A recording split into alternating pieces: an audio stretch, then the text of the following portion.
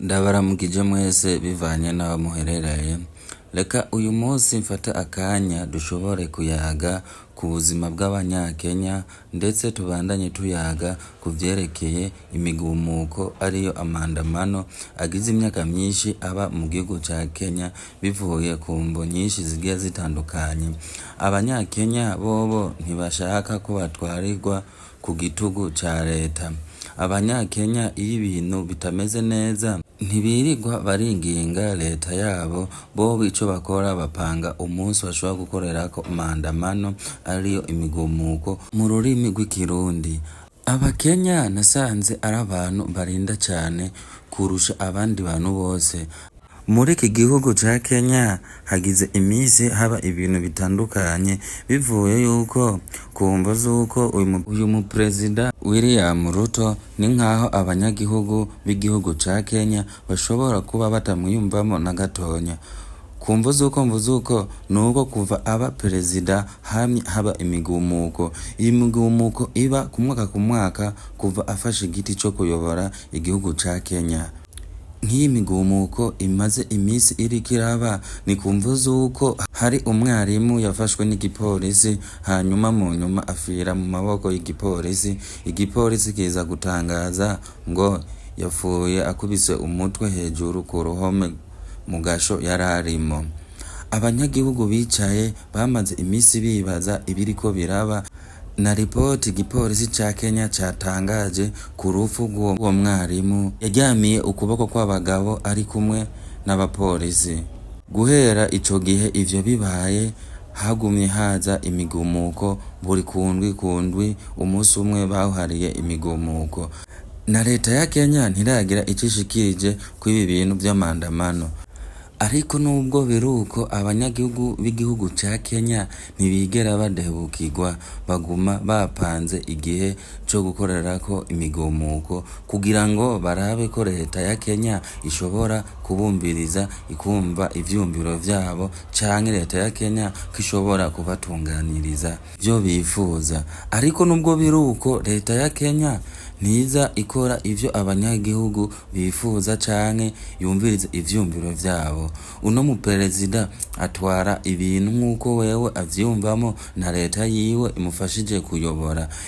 Uyu munsi nubwo perezida William Ruto yoba aryamye,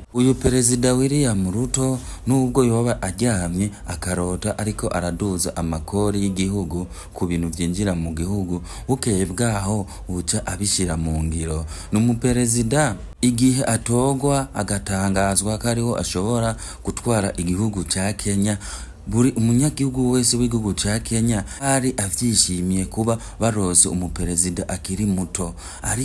Ariko uko abanyagihugu bari bavyiteze siko vyagenze. Ibintu vyateye bihindagurika haba ku bifungurwa, haba ku vyambagwa, ibintu bitera biduga amabeyi bivuye ku mvo z'uko leta iyobowe na William Ruto iguma iduza amakori musi ku musi, isaha ku isaha. Rero ivyo bigatuma abanyagihugu bamuyumvamo nabi ndetse bagafata umwanzuro wo gukora imigumuko. Bobo batangaza ko bari mu migumuko y'amahoro, ariko haheze akanya gato imaze gutangura, leta y'igihugu ca Kenya irungika abapolisi ndetse hakaza n'ibindi bikundi bigiye bitandukanye bije kuvuruga umutekano w'abanyagihugu, bigatangura guturira ibintu, bikabomora ibintu bigiye bitandukanye ndetse n'amaduka, ibiashara vy'abanyekenya bikibwa kuri uwo munsi. Ndetse hageze mu masaha y'ijoro uriko uranataha uri mw'ibarabara, waba ufise telefone ico ufise cose urambugwa ukibwa. Ko nubwo biruko ivyo vyose abanyagihugu babikora uko kugira ngo leta ya Kenya ishobore kubumviriza, yumvirize amarira yabo. Ariko nubwo baja mu migumuko imyaka yose naco irigera ihinduka. Nk'akarorero mu mwaka uheze abanyagihugu barakoze imigumuko bivanye na budget leta yari yasomye y'amahera izokoresha mu mwaka w'2024 gushika mu mwaka w'2025.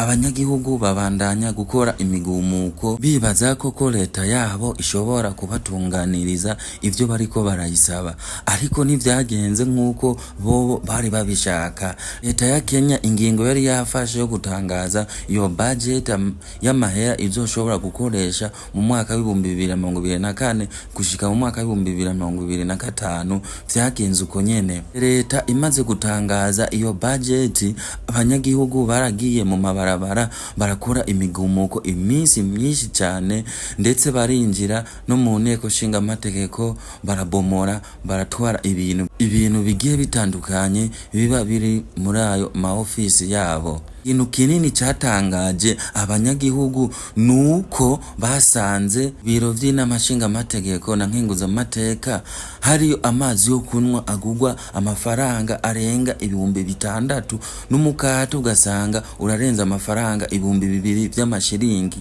Aho nimwibaze ko navuze ko ari amafaranga y'amarundi, ahubwo na mafaranga y'amanyekenya, kandi muri Kenya amafaranga yaho niyo mafaranga ya mbere muri East Africa afise agaciro kanini gusumba amafaranga yose.